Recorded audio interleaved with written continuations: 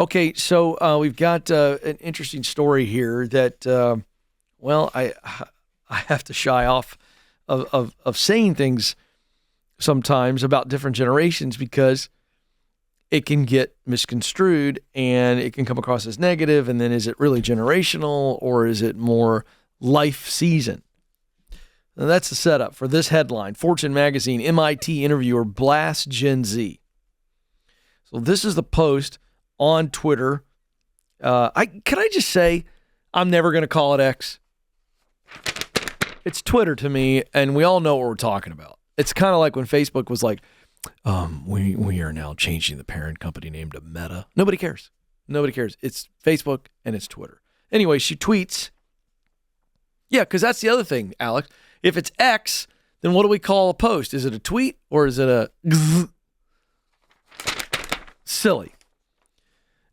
This is the post. I'm an MIT interviewer. Every single applicant was late to their Zoom interview.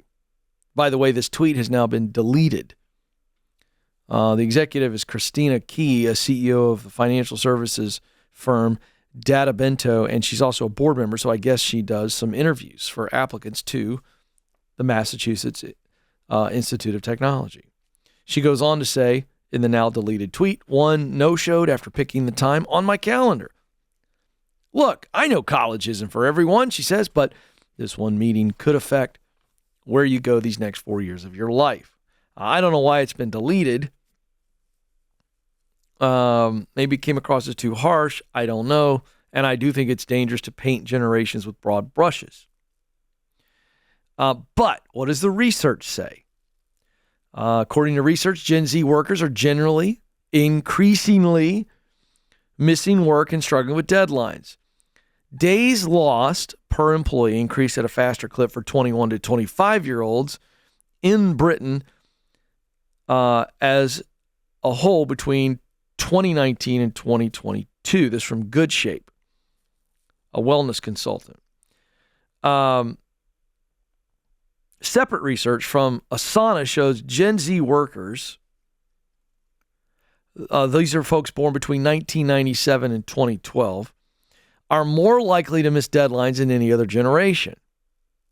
On average, Gen Z workers miss almost a quarter of their deadlines each week compared to 6% for baby boomers and 10% for Gen X. All right, so I'm going to pause here because this is interesting. Gen Z workers more likely to miss deadlines than any other generation, and it's a pretty big gap.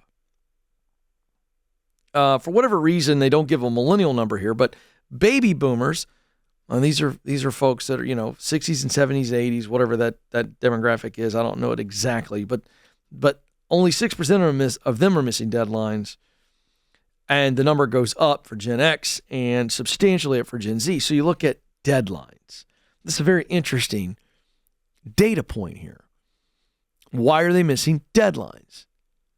Is it because they're lazy? Is it because they're distracted? And I don't have the answer. And I don't even like the use of the word lazy, but I mean, it has to be an option there. Are they distracted because this generation has had more distractions than any other generation? Or is it that they just don't want to get the work done? They can't find motivation to get it done. I think that's the interesting question. Now, the reason I raise that question is this is a leadership issue. I'll come back to that. The research suggests that it's because, so this is the answer to the question, and this is what the research is saying, but it's not complete. The research says it's because Gen Z wastes 4.5 hours a week on unnecessary tasks, and they don't know how to prioritize the time. So I asked the question, is it laziness? Is it distraction? And the data's coming back saying it's about prioritization.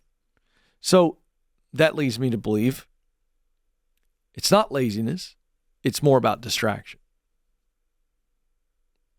If you don't know how to prioritize your time and you are wasting 4.5 hours a week on unnecessary tasks, then I think that's distraction at some level because there's a lot coming at you and you don't know how to prioritize. So now here's why I'm coming back to this as a leadership issue.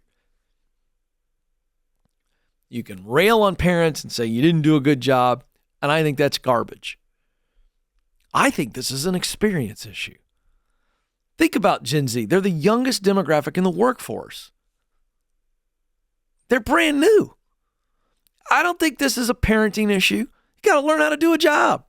The dynamic is very different between your chores and whatever your parents ask you to do, and you're on the job. You don't have a lot of experience. You got a lot coming at you. You're green as you can possibly be, and you don't know. And if a leader doesn't go, here are your top priorities, and I'm going to train you on what your workflow needs to be, then how is it that we're expecting brand new people to figure that out? That, I think, is the issue. And I'm not trying to be Mr. Stand-Up for Gen Z, because to me, millennials went through the same thing. And my generation, Gen X, went through the same thing. And boomers went through the same thing. Because this is not a generational issue. This is an experience issue. I mean, let me give you a sports analogy. One of the greatest quarterbacks ever play the game, Peyton Manning. Nobody's going to argue with that. The guy's top 5 all time. Okay? His rookie year in the NFL, and I mean, he was a legend in college. He comes to the Colts as a rookie, and he breaks the record for more interceptions than anybody else. Still holds the record. He's hoping somebody breaks it. By and large, rookies in pro sports struggle. Why? They were studs, studettes. They were stars on the collegiate level. They go to the pro level, they struggle. Why? It's a different environment. Different speed of the game. Everybody there's the best. They have to adjust. That's the answer. So if rookies in sports, and I'm talking, go back and look at LeBron, Kobe, Michael Jordan. Look at their rookie years compared to their career. Everybody struggles. It's a learning curve. Duh. So leaders, listen to me. You can't get sucked into this generation this generation that. On this issue right here, and this is one of the key points of the data, Gen Z, just like every generation, needs to be led better. So leaders, they're brand new. If they are losing 4.5 hours a week on unnecessary tasks, could it be that they, A, don't know their priority, and B, haven't been trained how to prioritize? Could it be? Of course that's the issue. So leaders, I know you're slammed, I know you got a lot going on, but you want productivity to go up, you want engagement to go up, you want retention to go up. Lead people, train them. Show them, don't tell them. Show them, don't tell them. Let me say it again. Show them, don't tell them. That's the takeaway. Who among us, by the way, can look back to any new job in our career and we walked in, we were like, got that mastered in week 1? No. Trying to figure out what's going on. And this generation has said on record they want to be mentored at work. Keep in mind, they have been coddled a lot. Again, not their fault, our fault. They've been coddled. They've been told they're really good at something, and they enter your job, and you don't train them properly, and they're overwhelmed just because of the newness of it, and you didn't train them, you didn't show them what the priorities are, you're not walking hand in hand with them, they want to be mentored, and you don't do any of that, guess what happens? They're going to leave you a lot quicker. And you could be letting a Michael Jordan, a LeBron James, a Peyton Manning walk out of your office. If Peyton Manning is going to suck his first year in the NFL, then what do you think your brand new employees are going to? They're going to suck.